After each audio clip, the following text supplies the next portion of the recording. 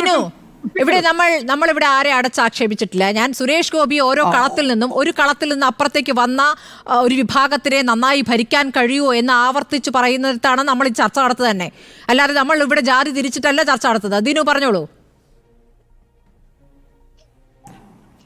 രാഹുൽ ഈശ്വർ പല ചർച്ചകളിൽ ജാതീയതയെ വിഷയമാക്കിക്കൊണ്ട് ജാതീയതയിൽ നിന്നുള്ള ഒളിഗാർക്കിയെ, ജാതി മേധാവിത്വത്തെക്കുറിച്ച് പറയുന്ന സമയത്ത് രാഹുൽ പലപ്പോഴും സമൂഹത്തെ മാനിപ്പുലേറ്റ് ചെയ്യാൻ ഉപയോഗിക്കുന്ന ഒരു വാദമാണ് ബ്രാഹ്മണർ നമ്മുടെ ഒപ്പം ഉണ്ടായിരുന്നല്ലോ, എന്നിട്ട് എന്തിനാണ് ബ്രാഹ്മണ വിരോധം എന്ന് ചോദിക്കുന്നത്. നോക്കൂ, ബ്രാഹ്മണരായ അനേകം സുഹൃത്തുക്കളുള്ള ഒരാളാണ് ഞാൻ. മധുവിന് രാഹുൽ ഈശ്വർ ചെയ്തു എന്ന് പറഞ്ഞ പോലെ ബ്രാഹ്മണർക്ക് ഭക്ഷണവും ബ്രാഹ്മണർക്ക് ആയുള്ള സുഹൃത്തുക്കൾക്ക് ഡ്രസ്സും അവർക്ക് വിദ്യാഭ്യാസത്തിന് വേണ്ടിയുള്ള കാര്യങ്ങളും അവരുടെ നിയമ പോരാട്ടത്തിൽ ഒപ്പം നിൽക്കുകയും ഒക്കെ ചെയ്തിട്ടുള്ള ഒരാളാണ് ഞാൻ പല സമയങ്ങളിൽ. ഇതൊന്നും രാഹുൽ ദളിതർക്കും ആദിവാസികൾക്കും വേണ്ടി ചെയ്ത പോലെ വിളിച്ചു പറയാറില്ല എന്ന് മാത്രം, ജാതി വെച്ചുകൊണ്ട്. ഇവിടെ കൃത്യമായി നമ്മൾ പറയുന്നത് എന്താണ്? ഇന്ന ജാതിയിൽ ജനിച്ചത് കൊണ്ട് ആ വ്യക്തി മോശമാണെന്നോ, ഇന്ന ജാതിയിൽ ജനിച്ചത് കൊണ്ട് ആ വ്യക്തി ഉന്നത കുലജാതനോ ആണെന്നുള്ളത് അല്ല നമ്മൾ പറഞ്ഞുകൊണ്ടിരിക്കുന്നത്. നോക്കൂ, ഒളിഗാർക്കി എന്ന് പറയുന്നത് ഒരു പ്രത്യേക ജാതി വിഭാഗത്തിന് മാത്രം അധികാരം കിട്ടുന്ന ഒരു വ്യവസ്ഥ. ആ വ്യവസ്ഥയാണ് നമ്മൾ എതിർക്കുന്നത്. ദളിതർക്ക് വേണ്ടി മാത്രം നാളെ അധികാരം കിട്ടിയാൽ, ആദിവാസികൾക്ക് മാത്രം ജുഡീഷ്യറിയിൽ പ്രാതിനിധ്യം കിട്ടിക്കഴിഞ്ഞാൽ ആ വ്യവസ്ഥയും നമ്മൾ എതിർക്കുന്നുണ്ട്. കാരണം നമ്മുടെ ടാർഗറ്റ് എന്ന് പറയുന്നത് ജാതി നിർമൂലനമാണ്. വളരെ കൃത്യമായി ഒളിഗാർക്കിക്കായുള്ള കമ്മ്യൂണിറ്റീസിനെയാണ് നമ്മൾ എതിർക്കുന്നത്. ഈ വാദത്തെ വളച്ചൊടിച്ചുകൊണ്ട് ഇത് ബ്രാഹ്മണർക്കെതിരാണ്, നായന്മാർക്കെതിരാണ്, ഇത്തരത്തിൽ സമുദായങ്ങൾക്കെതിരാണ് എന്ന് വരുത്തി തീർക്കാനുള്ള മാനിപ്പുലേറ്റഡ് ആയിട്ടുള്ള ശ്രമങ്ങളെ നമ്മൾ ചെറുക്കണം. ജനാധിപത്യ സമൂഹം എന്ന നിലയിൽ സാഹോദര്യമാണ് സമുദായങ്ങൾക്കിടയിൽ വേണ്ടത് എന്ന് തന്നെയാണ് ഉറച്ച വിശ്വാസം. ശരി, മിഥുൻ വിജയകുമാർ, ഇപ്പോൾ കേന്ദ്രമന്ത്രി സ്ഥാനത്തു നിന്നും സുരേഷ് ഗോപി രാജിവെക്കണം എന്ന ആവശ്യമാണ് കേരളത്തിൽ നിന്ന് ഉയരുന്നത്. എങ്ങനെ പ്രതികരിക്കുന്നു? നോക്കൂ സ്മൃതി, അദ്ദേഹം പറഞ്ഞൊരു സ്റ്റേറ്റ്മെന്റ്, അദ്ദേഹം പറഞ്ഞ സ്റ്റേറ്റ്മെന്റ് കേട്ടിരുന്നു. അതിൽ അദ്ദേഹം ഒരു ഐഡന്റിറ്റി ബേസ്ഡ് അപ്പോയിന്റ്മെന്റിന്റെ അപ്പുറത്തേക്ക് നമ്മൾ ചിന്തിക്കണം, ഒരു മെറിറ്റോക്രാറ്റിക് ആയിട്ടുള്ള അപ്രോച്ച് സ്വീകരിക്കണം എന്നാണ് അദ്ദേഹം പറയാൻ ശ്രമിച്ചത് എന്നാണ് ഞാൻ മനസ്സിലാക്കുന്നത് കേട്ടോ. അപ്പൊ ഇവിടുത്തെ ആളുകൾ അല്ലെ ഇവിടുത്തെ മീഡിയ അതിനെ വളച്ചൊടിക്കുന്ന രീതി എനിക്ക് മനസ്സിലാവുന്നില്ല.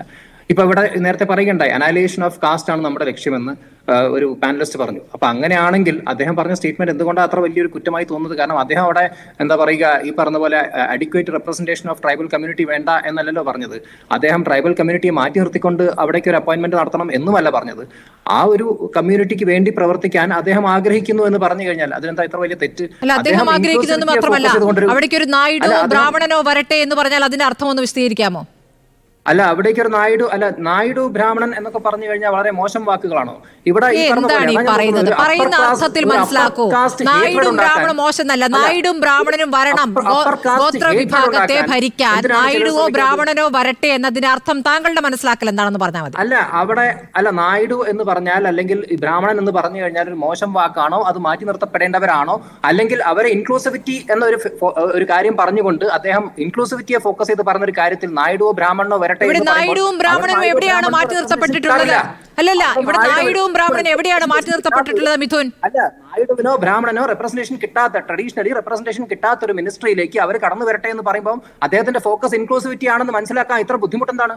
ഇവിടെ ഒരു അപ്പർ കാസ്റ്റ് ഹേട്രഡ് പരത്തിക്കൊണ്ട് ഈ പറഞ്ഞ പോലെ എല്ലാ കാലത്തും ഈ എന്താ പറയാ, ഈ അവർ ചെയ്തിട്ടുള്ള എന്താ പറയാ മോശമായിട്ടുള്ള കാര്യങ്ങളെ ഉയർത്തിപ്പിടിച്ചുകൊണ്ട് ഇന്നും ഒരു അപ്പർ കാസ്റ്റ് ഹേട്രഡ് ഉണ്ടാക്കിയെടുക്കാൻ ശ്രമിക്കുന്ന ഒരു പ്രവണത, അതെന്തിനാണ് ചില മാധ്യമങ്ങൾക്കും ചില ആളുകൾക്കും ഇങ്ങനെയുള്ള വാക്കുകൾ അടർത്തിയെടുത്തുകൊണ്ട് ചെയ്യേണ്ട ആവശ്യമുള്ളത്? ആ സ്റ്റേറ്റ്മെന്റ് ശരിക്കും ഒന്ന് കേട്ട് നോക്കുകയാണെങ്കിൽ അതിൽ അങ്ങനെ വലിയ കുഴപ്പം പറയുന്ന ഒരു കാര്യം തോന്നിയിട്ടില്ല. കാരണം അദ്ദേഹം ട്രൈബൽ അപ്ലിഫ്റ്റ്മെന്റിന് വേണ്ടി പ്രവർത്തിച്ച ഒരാളാണ്. അദ്ദേഹം ട്രൈബൽ അപ്ലിഫ്റ്റ്മെന്റ് വേണ്ടി ഒരുപാട് കാര്യങ്ങൾ ചെയ്തിട്ടുള്ള ഒരാളാണ്. മാത്രമല്ല ട്രൈബൽ അപ്ലിഫ്റ്റ്മെന്റ് ഒരു കലക്റ്റീവ് റെസ്പോൺസിബിലിറ്റി ആണെന്ന് B.R. അംബേദ്കറിനെ പോലെയുള്ള മഹാത്മാഗാന്ധിയെ പോലുള്ള ആളുകൾ പറഞ്ഞിട്ടുണ്ട്. അപ്പം ഒരു നോൺ ട്രൈബൽ കൊളാബറേഷനിലൂടെ നമ്മൾ ഈ ട്രൈബൽ കമ്മ്യൂണിറ്റിയെ അപ്ലിഫ്റ്റ് ചെയ്യാൻ വേണ്ടി ശ്രമിക്കുക ഒരു ആവശ്യമാണ് തീർച്ചയായിട്ടും. അപ്പൊ അതിൽ അദ്ദേഹത്തിന്റെ ഒരു വ്യൂ പോയിന്റ് പറഞ്ഞു എന്നേ ഉള്ളൂ. അല്ലാണ്ട് അദ്ദേഹം പറഞ്ഞ കാര്യത്തോട് പൂർണ്ണമായി യോജിക്കുന്നില്ല ഞാൻ. ബട്ട് അദ്ദേഹം ഈ ഒരു ട്രൈബൽ മേഖലയിൽ അവരുടെ അപ്ലിഫ്റ്റ്മെന്റിന് വേണ്ടിയിട്ട് ഒരുപാട് കാര്യങ്ങൾ ചെയ്തിട്ടുള്ള ആളാണ്. MP ആയിരിക്കുന്ന സമയത്ത് പാർലമെന്റിൽ പലപ്പോഴും ട്രൈബൽ ഇഷ്യൂസിനെ കുറിച്ച് വളരെ ശക്തമായി പറഞ്ഞിട്ടുണ്ട്. ഈ എന്താ പറയാ ആദിവാസികളുടെ എന്താ പറയാ ദുരന്തം, ഒരുപാട് ഈ പറഞ്ഞ പോലെ എന്താ പറയാ അവരുടെ എഡ്യൂക്കേഷൻ അല്ലെങ്കിൽ ബാക്ക്വേർഡ് കമ്മ്യൂണിറ്റീസ് അനുഭവിക്കുന്ന പ്രശ്നങ്ങൾ, കോളനികളിലെ കുടിവെള്ള പ്രശ്നം, ശിശുമരണം, ഇതുപോലുള്ള കാര്യങ്ങളൊക്കെ പാർലമെന്റിൽ അവതരിപ്പിച്ചിട്ടുള്ള ആളാണ്. അദ്ദേഹത്തിന്റെ പേഴ്സണൽ എന്താ പറയാ കോൺട്രിബ്യൂഷൻ, അദ്ദേഹത്തിന്റെ സ്വന്തം പോക്കറ്റിൽ നിന്ന് അദ്ദേഹം ഈ പറഞ്ഞ പോലെ കുടിവെള്ള പ്രശ്നമൊക്കെ ദൂരീകരിക്കാൻ വേണ്ടി ഒരുപാട് കാര്യങ്ങൾ ചെയ്തിട്ടുള്ള ആളാണ്.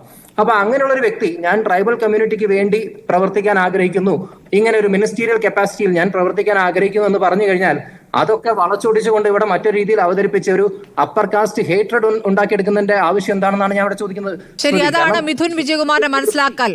അല്ലേ അപ്പർ കാസ്റ്റ് ഹേറ്റ്രഡ് ഉണ്ടാക്കുന്നു എന്നുള്ളതാണ് താങ്കളുടെ മനസ്സിലാക്കൽ. ആ പ്രസംഗം മുഴുവൻ കണ്ട ശേഷം താങ്കളുടെ മനസ്സിലാക്കൽ അതാണ്. നമ്മുടെ മനസ്സിലാക്കൽ ഇതാണ്. അദ്ദേഹം പറയുന്നു ഗോത്രവിഭാഗത്തിന്റെ വകുപ്പുകളിൽ വല്ലാത്ത രീതിയിൽ പണം വകമാറ്റി ചെലവഴിക്കുന്നുണ്ട്. അവർക്ക് നീക്കിവച്ചിരിക്കുന്ന തുക ഉദ്യോഗസ്ഥർ വെട്ടിക്കുന്നുണ്ട്. അവിടെ ഒരു ഗോത്രവർഗ വിഭാഗത്തിൽ നിന്നുള്ള ഒരു മന്ത്രി ഇത്ര കാലം പ്രവർത്തിച്ചിട്ട് അത് പരിഹരിക്കാനാകുന്നില്ല. നന്നാക്കണമെങ്കിൽ അവിടേക്ക് ആര് വരണം? അദ്ദേഹം പറയുന്ന ഉന്നത കുലജാതർ വരണം. അതാണ് അദ്ദേഹം പറഞ്ഞിരിക്കുന്നത്. അത് അദ്ദേഹം പറയുമ്പോൾ നമ്മളത് ചർച്ച ചെയ്യുമ്പോൾ നമ്മൾ എവിടെയാണ് വെറുപ്പുണ്ടാക്കുന്നത്? നമ്മൾ എവിടെയാണ് വെറുപ്പ് ചർച്ച ചെയ്യുന്നത്? അല്ല, ഒരിക്കലുമല്ല. അദ്ദേഹം അവിടെ ഉയർത്തി കാണിച്ചത് ഒരു മെറിറ്റോക്രാറ്റിക് അപ്രോച്ചിനെയാണ്. പക്ഷേ താങ്കൾക്ക് എടുത്ത് പറയാനുള്ളത് നായിഡു എന്ന പ്രയോഗം അല്ലെ ബ്രാഹ്മണൻ എന്ന പ്രയോഗം അല്ലല്ല. അദ്ദേഹത്തിന്റെ പ്രസംഗത്തിലെ വരികയാണ് ഞാൻ പറഞ്ഞത്. ഞാൻ നായിഡും ബ്രാഹ്മണനെ എവിടെ നിന്ന് എടുത്തുകൊണ്ടുവന്നല്ല. അല്ലല്ല, താങ്കൾ ആ പ്രസംഗം മുഴുവൻ കേട്ടിരുന്നോ? വേണമെങ്കിൽ ഞാൻ ഇപ്പൊ വെറുതെ പറയേണ്ടി വരും. ഞാൻ എഴുതി വെച്ചിട്ടുണ്ട് മുഴുവൻ. അദ്ദേഹം പറഞ്ഞ വാചകങ്ങൾ മാത്രമേ ഞാൻ ഇവിടെ പറഞ്ഞിട്ടുള്ളൂ. അദ്ദേഹം പറഞ്ഞ വാചകത്തിന് അല്ല, ഒരാളൊരു കാര്യം പറയുമ്പം അദ്ദേഹത്തിന്റെ ഇന്റൻഷൻ എന്താണെന്ന് മനസ്സിലാക്കേണ്ട. അല്ല, അങ്ങനെയൊന്നുമില്ല. ഒരു പൊതുപ്രസംഗം നടത്തുമ്പോൾ, ഒരു മന്ത്രി നടത്തുമ്പോൾ, ഒരു ജനപ്രതിനിധി നടത്തുമ്പോൾ നടത്തേണ്ട ഉത്തരവാദിത്തങ്ങളുണ്ട്. അത് ഭരണഘടനാ വിരുദ്ധമാണെങ്കിൽ ഇവിടെ അത് ഓഡിറ്റ് ചെയ്യപ്പെടും. ഉറപ്പായിട്ടും ഓഡിറ്റ് ചെയ്യപ്പെടും. അല്ല, ഉറപ്പായിട്ടും ഓഡിറ്റ് ചെയ്യപ്പെടും. അദ്ദേഹത്തിന്റെ സ്റ്റേറ്റ്മെന്റ്സിനെ നിങ്ങൾ ക്രിട്ടിസൈസ് ചെയ്തോളൂ, അതിലൊന്നും ഒരു കുഴപ്പമില്ല. ക്രിറ്റിസിസമാണ് നടക്കുന്നത്. ക്രിറ്റിസിസം തന്നെയാണ് നടക്കുന്നത്. അതിലൊരു സംശയവുമില്ല.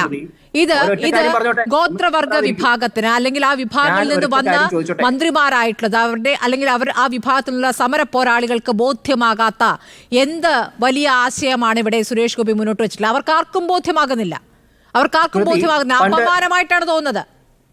CK ജാനുവിന്റെ പ്രതികരണം വന്നു, മന്ത്രി കേളുവിന്റെ പ്രതികരണം വന്നു, K രാധാകൃഷ്ണന്റെ പ്രതികരണം വന്നു. താങ്കൾ ഒന്ന് കേൾക്കൂ, താങ്കൾ കേൾക്കാനുള്ള ക്ഷമ കാണിക്കൂ. പണ്ട് ട്രൈബൽ വെൽഫെയർ ഡയറക്ടർ ആയിരുന്ന ടി മാധവമേനോനെ പോലുള്ള ആളുകൾ ബ്യൂറോക്രാറ്റിക് കപ്പാസിറ്റിയിൽ ട്രൈബൽ വെൽഫെയറിന് വേണ്ടി അല്ലെങ്കിൽ ആ ഒരു മേഖലയിൽ ഒരുപാട് സംഭാവനകൾ ചെയ്തിട്ടുണ്ട്. അപ്പോൾ അങ്ങനെയുള്ളൊരു ഒരു മേഖലയിലേക്ക് എന്തുകൊണ്ടാണ് ഒരു ബ്യൂറോക്രാറ്റിക് അപ്രോച്ചിന് അപ്പുറത്തേക്ക് ഒരു മിനിസ്റ്റീരിയൽ ലെവലിൽ ഒരു ആൾക്ക് ചെയ്യാൻ സാധിക്കാത്തത്, അല്ലെങ്കിൽ എന്തുകൊണ്ട് അങ്ങനെ ചെയ്യാൻ പറ്റില്ല എന്നാണ് സുരേഷ് ഗോപി ചിന്തിച്ചത് ഒരു പക്ഷേ. ബട്ട് അതിനെയൊക്കെ വളച്ചൊടിച്ച് മറ്റൊരു രീതിയിൽ എനിക്ക് ആ വകുപ്പ് മന്ത്രിയാകാൻ താല്പര്യമുണ്ട് എന്ന് പറയുന്നത് വരെ ശരിയാണ്. അത് ഓക്കെ. ഞാൻ അവർക്ക് വേണ്ടി കുറെ പ്രവർത്തിച്ചിട്ടുണ്ട്, എനിക്ക് താല്പര്യമുള്ള മേഖലയാണ് എന്ന് പറയുന്നത് വരെ ഓക്കെ. അത് കഴിഞ്ഞ് നടത്തിയിരിക്കുന്ന ഒരു കാര്യവും പൊളിറ്റിക്കലി കറക്റ്റ് അല്ല. അത് ഭരണഘടനാ വിരുദ്ധവും കൂടിയാണ്.